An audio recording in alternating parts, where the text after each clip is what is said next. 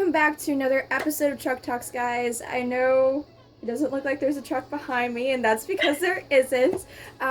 It's almost 100 degrees outside, and that's not really good for my technology, so I moved indoors. I'll have to figure out something else to keep that, to keep going in the truck. But today we have a really special guest with us. It's Gwen Edwards. She's an amazing makeup artist. We were friends back in church, and I am so glad to be talking to you today. How you doing? Tired. Aren't we all at this point? So we're going to start with the quote of the day, and that is, "The future belongs to those who believe in their dreams," Eleanor Roosevelt. So what do you believe this quote means to you? Well, I was thinking that this quote meant to me is when you try to achieve your goals, better before. When you try to achieve your goals, you have to believe in yourself. When you don't believe in your hopes and dreams, and you don't believe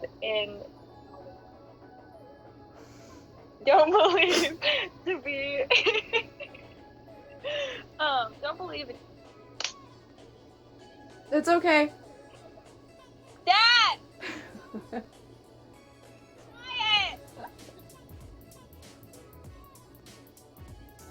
Oh, families. Sorry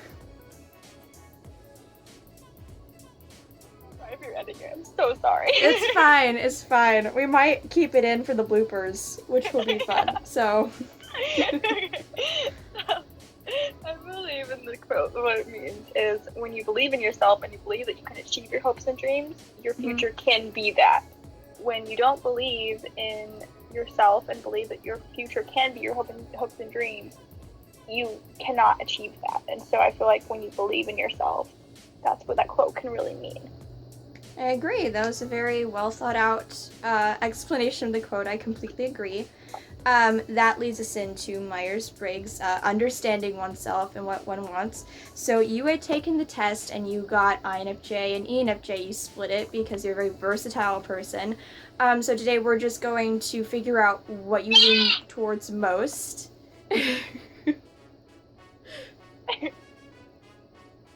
If it makes you feel any better, I had to kick my whole family out for this, otherwise there would have been complete and utter chaos in the background. So, it's okay. My house is a one-story house, so I can't really kick them anywhere. I completely feel you. It's okay. It's life. That's what we're doing here. We're showing the real deal here, folks. Big families. What can we say? My dad just said Gwenna has friends.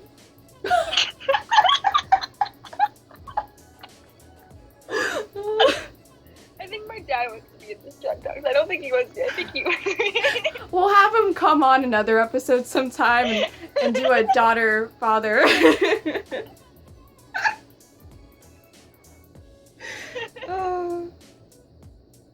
Okay, Myers-Briggs. Myers-Briggs. Okay, so you were an INFJ and an ENFJ because you split the introvert-extrovert, which I've seen throughout your whole entire life. You've been very versatile with that. You've always been okay being by yourself, also being completely within the chaos of real life, and you're very graceful at dealing with it. So what I'm going to do is I'm going to ask you a couple of questions, and we're just going to see which side you lean more towards. You can always split it. There's just always a preference, obviously. So the first one is, do you want to understand the world more, or do you want to change the world more? Well, I think I'd like to understand it more because you can only really do something after you understand something. Mm-hmm. So I think understanding is one I would definitely do first. Do you feel like after you understand the world, do you want to change it, or is it more of you give your opinion and kind of step back and see what the world does with that? I'd probably give my opinion and see what happens because I don't want to force. Okay. I completely agree with that. Very keep the peace, don't start anything, yeah. Are you someone who enjoys being on the sidelines observing, or do you enjoy being in the midst of all that's happening and experiencing it yourself? Well, I feel like subconsciously I go into the midst of things just because that's like just what I don't think that's immediately what I do. But I feel like myself thinking I like think I'm on the sidelines, but I feel like really I'm in the midst of it. I think you're like physically in the midst of it, but there's this part of you that's kind of taking a step back to observe everything that's going on within the chaos. So I think that's why you're kind of confused as to which one you are, but it's the difference between the inner world and the outer world. Do you take the time to think things through, or do you make split-second assumptions and decisions? If this was an answer from middle school, I would say split second decisions because I didn't think things through then. But if it's now, I would probably say think things through because that's what I do most of the time now. Okay. Is there like life-wise, is it like you take a couple of days, or is it just like you kind of sit there for a couple of minutes, like going through every possibility, and they're like, okay, this is what I want to do, you know? It really just depends on the situation because like recently I had something and like I had to take a couple days to like figure things out before I could take a step, and then some things it's just like I evaluate everything and then reply or something. So it just really depends on the situation. Okay. Do you want to have 2 or 3 friends that you are very close to, or have many friends and acquaintances? 2 or 3 friends that I'm very close to, 1,000%. Can you explain to me why? I did have many friends at one point, and I felt like I was happy to have that many friends, but none of them I really could go to and talk to about things. Okay. Like as you get older, you're gonna experience things, and you need to have that person to be able to, that solid person in your life that you need to go and talk to. The confidants. And when they're all just a lot of friends, you don't really have, you can't really be that person to them. Right. Yeah. Or like they can't be that for you, and so having many close friends, less close friends, you know that they'll be by you. Many friends, you kind of almost feel lonely because you don't have that solid person. Right. It's more of like always showing up to a party instead of, you know, having that best friend that you can always just count on. Yeah. Do you find it challenging to befriend people, or do you find yourself quickly becoming friends with everyone you meet? I feel like I become friends with people very fast and quickly just because I feel like people just seem to come near to me just because I feel like I'm very open person. And so when people see me, I'm very like, I usually talk to them first because I want them to feel comfortable. I'm an includer. That's one of my traits. I'm an includer. And so I'm very much make sure people feel okay, because I would hate to be the person in the room that doesn't get included. Like, I hate that. It's uncomfortable. So I don't want to feel someone else to feel that. So I feel like I'm really good at making friends in that way, but I don't really keep a lot of friends, but I'm very nice. There's friendships that are for certain times and the other ones that are long lasting. So, you know, you make an impression on somebody, you change their life, and that's all you can hope to do. Yeah. Do you find yourself to be more of a self-leader or find yourself to be more of a group leader? Do you chart your own path alone, and if people join you, you're okay with it, or do you want to be the person to lead the group or lead the way? Oh,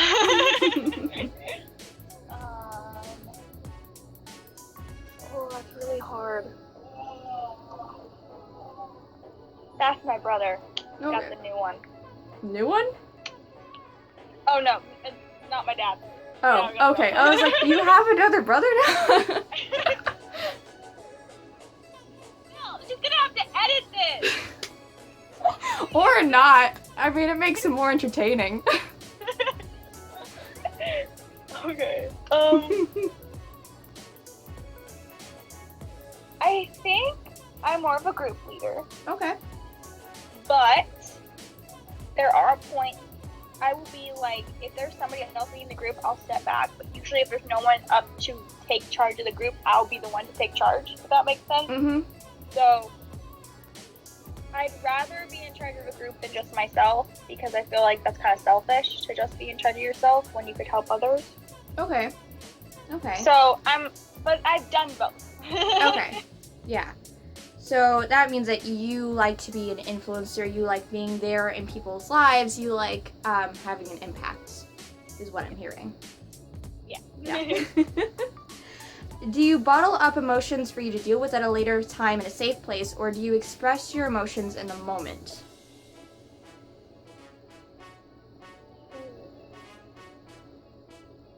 Again, it depends. I definitely don't think I bottle them up for long. Okay. Probably like till I get home or till I'm to a safe place. I don't think I necessarily bottle them up forever and ever, like a long time, because I'm very emotional.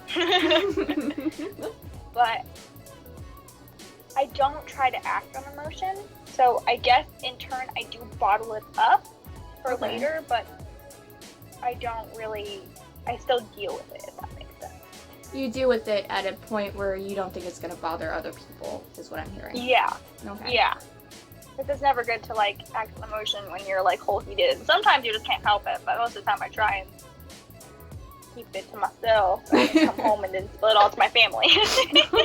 I do that all the time, so I completely understand you. Do you analyze your problems and negative emotions by yourself, or do you analyze your problems and negative emotions by discussing and seeking advice from others? I definitely seek advice from others, because I feel like when I analyze it myself, I get more anxious, and because I struggle with anxiety, so like it's not good for me to do that.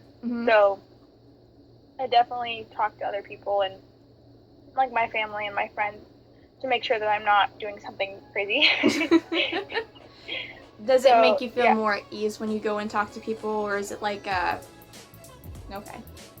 Yeah, I definitely, because I feel like when I do it to myself, like I said, I kind of like, I overthink and I go crazy, and so it's a lot better if I talk. I'm a huge talker. So if I talk things out, and sometimes I don't know what I'm saying, and the more I talk, the more it makes sense, and then I'll come to a conclusion, and I'm like, wow, that's kind of weird and cool. You're an out loud thinker, so that means that you can't really process until you actually hear yourself say it out loud. Yeah. Do you have a rich inner world that you spend your time in, or do you like to experience the outside world to its fullest?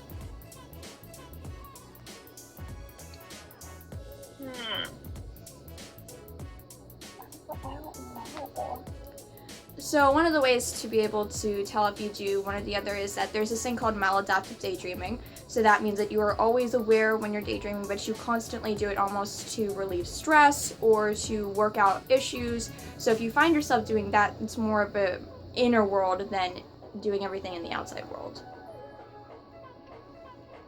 I definitely don't think I daydream. I overthink all the time. Okay. That's more of something I do. I don't think I've ever really daydream about stuff. I just don't think I ever have. I just very much, I overthink a lot. So it kind of, I'm technically in world because I don't really daydream, but I overthink about like random things. Like I think about, oh, what if this happened, this happened, this happened. Right. And I just think about like, cause like I also work with kids, and I feel like when you work with kids, you have to make sure that you think the extra step. Right. So that something doesn't happen. And so I feel like I overthink a lot because of that. And so I think I'm definitely in world just because. So I'm looking at all these, and I think you are leaning more towards E with people and, you know, the outside world. When it comes to stress and things, you're much more of an introvert.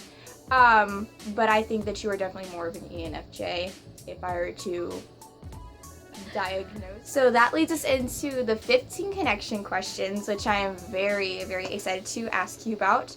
The first one is, what's one area of your life you feel is the most misunderstood? I really liked this question.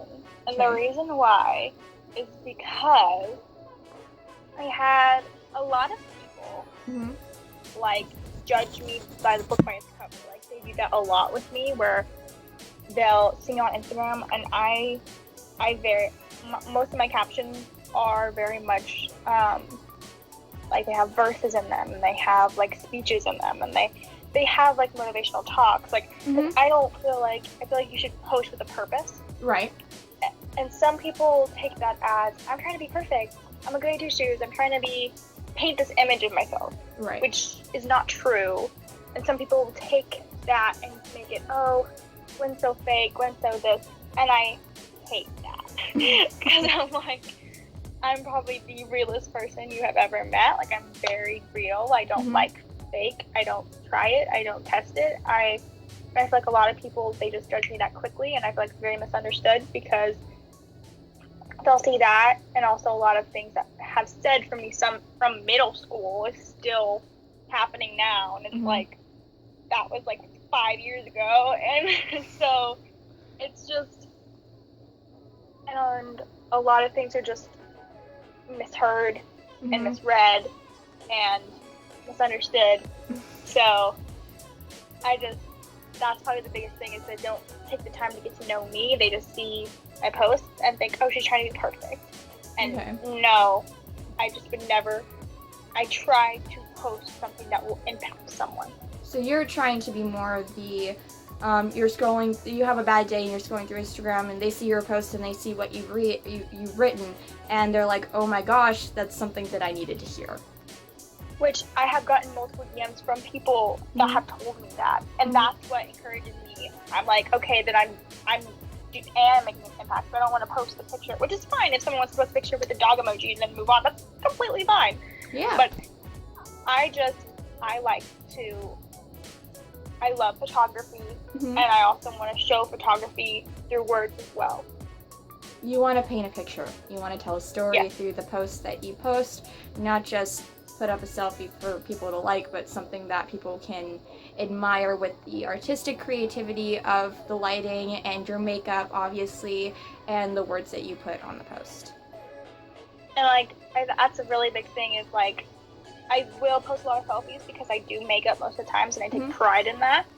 And so I don't want to just post a picture of myself and have it have a caption, because I feel like if it's not a pretty picture, sometimes, if it's just like a really pretty picture, I probably won't put any caption, but it's just me, I feel like I need to put something else out there, because if it's just a picture of my makeup, I feel like I'm like, well, that's very selfish and self-centered. I should probably put some, should put something different. So to like, balance on it. The caption. Yeah, it's a balance thing also, because you don't want to just have, like, someone might see a full thing of selfies on my Instagram, but if you click on them, there's emotional, motivational words, and most of them are stuff that I'm going through as well, to have people realize that you're loved. That's my biggest thing I say, like, every post. That's the biggest thing that I see all the time.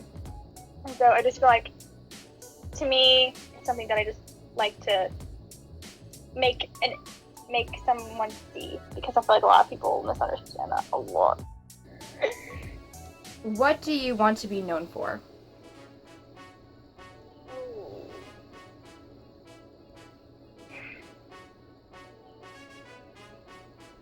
I mean, probably just changing something. Okay. Just being able to, like, just know somebody, I made an impact on someone. Even if it's, like, something little or something, just something. Because I think it's just better if you come out as a good way. So I feel like if